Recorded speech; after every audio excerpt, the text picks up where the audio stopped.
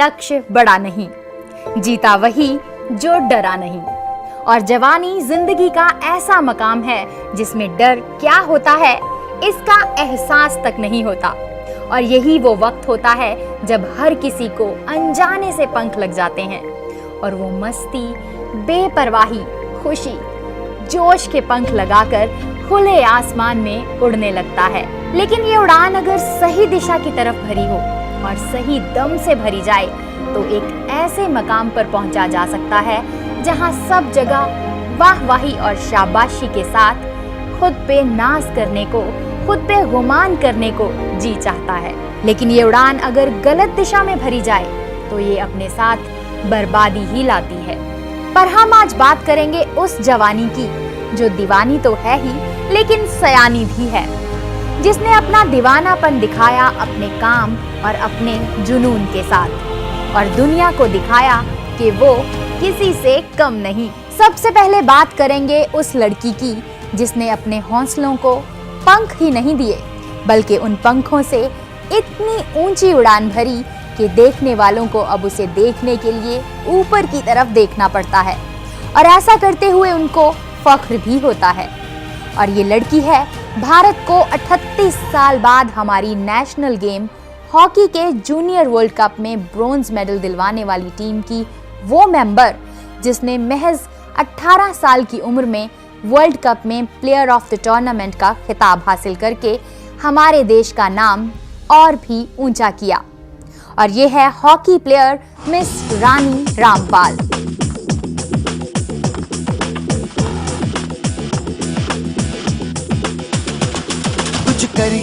कुछ करिए नस नस मेरी खोले, हाय कुछ करिए। लेकिन ये ऊंचाइयों का सिलसिला यूं ही शुरू नहीं हुआ। इसके पीछे रानी की दिन रात की कड़ी मेहनत और लगन थी। घर में तंगी होने के कारण रानी के माता पिता हॉकी का खर्च नहीं उठा पा रहे थे, जिसके कारण एक वक्त तो यूं लगा कि रानी अब हॉकी नहीं खेल पाएगी और उसके सपने टूट जाएंगे। लेकिन एक प्राइवेट ऑर्गेनाइजेशन ने आगे बढ़कर रानी का हाथ थामा और उसका सारा खर्च उठाया। रानी ने Dronacharya award winner hockey player Shri Baldev Singh ji की एकेडमी से हॉकी की ट्रेनिंग ली और 2009 में रानी ने रशिया में हुई चैंपियंस चैलेंज टूर्नामेंट में हिस्सा लिया, जिसमें उसने फाइनल में 4 गोल किए और भारत को शानदार जीत दिलवाई। इस टूर्नामेंट में उसे द टॉप गोल स्कोरर और young player of the tournament का खिताब भी मिला। इसके बाद एशिया कप, कॉमनवेल्थ गेम्स और एशियन गेम्स और 2010 and 2013 women's hockey world cup में खेली और अपने आप को उस मकाम तक पहुंचाया कि आज हम इंटरनेशनल यूथ डे पे रानी का नाम सबसे पहले ले रहे हैं। मेरे को इंजरी थी पहले, बैक इंजरी, लेकिन हर स्पोर्ट्स में ऐसे होता है कि किसी भी प्लेयर को कुछ भी इंजरी हो सकती है, लेकिन ऐसा नहीं है कि वो दोबारा नहीं आ सकता, मतलब फील्ड पे आ सकता है। तो मैंने बहुत हार्ड वर्क किया अपनी इंजरी को ठीक करने के लिए, बैक इंजरी को, और मैंने दोबारा टीम में आई, परफॉर्म किया। अब बात करेंगे एक ऐसे यंग अचीवर की जिसने 16 साल की उम्र में अपने आप को as a film maker, actor, education activist और एथलीट दुनिया में प्रूव किया। चिल्ड्रंस हेल्थ मैगजीन ने इनको 25 most influential people in the world की लिस्ट में शामिल किया है, जिनकी जिंदगी से बच्चों को प्रेरणा मिलती है। और ये हैं Jordan Coleman. Good morning, everyone. Good morning, everyone.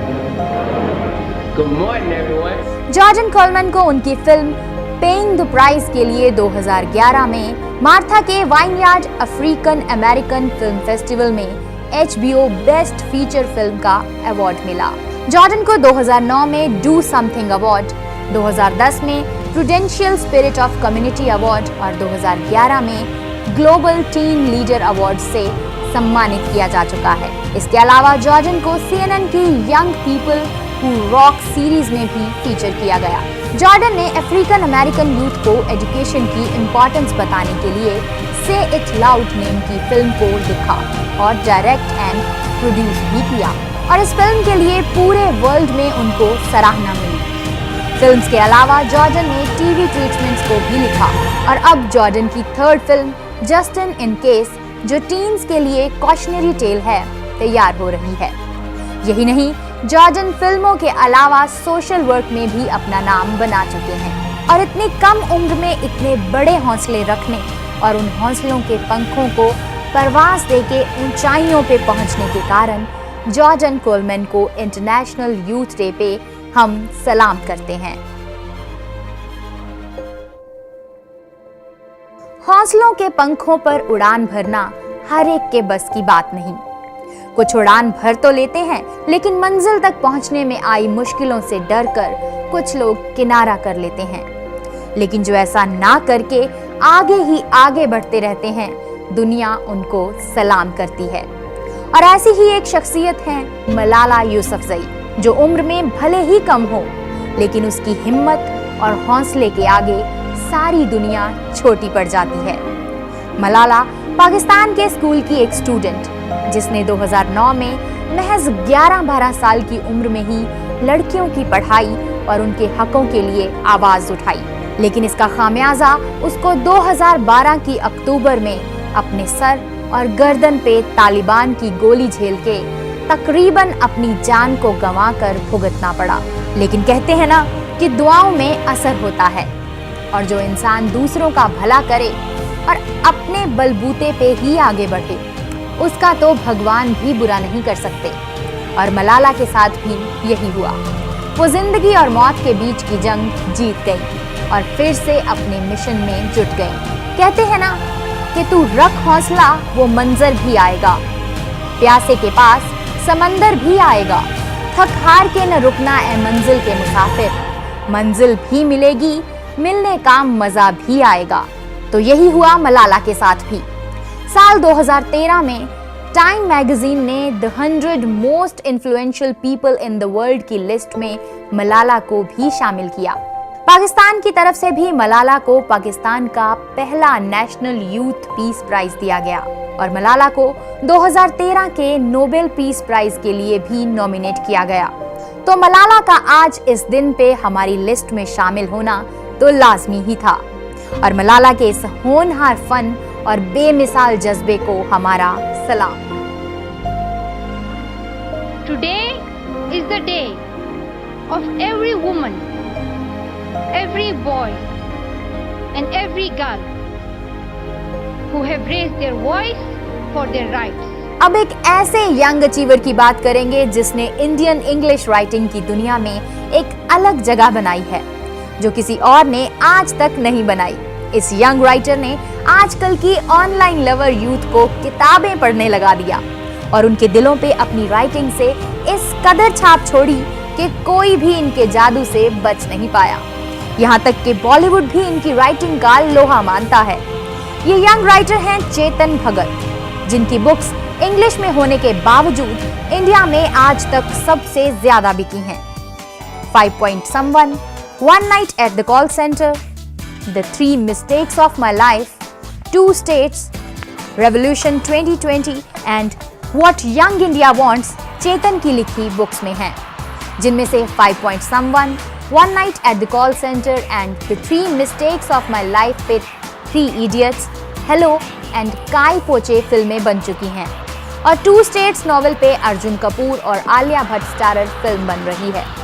चेतन की राइटिंग में एक अलग ही नशा है जिसे हर कोई महसूस कर सकता है। सिंपल राइटिंग, लेकिन सबके दिल छू लेने का असर। बुक्स के अलावा चेतन इंग्लिश और हिंदी न्यूज़पेपर्स में यूथ फोकस्ड इश्यूज पे भी अपनी बात कहते हैं और यूथ को अच्छी राह पर ले जाने का मैसेज भी देते हैं। चेतन की बातें इतनी असरदार होती हैं कि यूथ उनकी बातें मानती है और ऐसे महान राइटर को इंटरनेशनल यूथ डे पे याद करना बनता है। That passion shows. So without that feeling, no matter how many books are there, no matter how difficult it is, no matter how many shortcuts you use, never forget that without that passion, you will not achieve. You will not be happy. You will not feel fulfilled in life.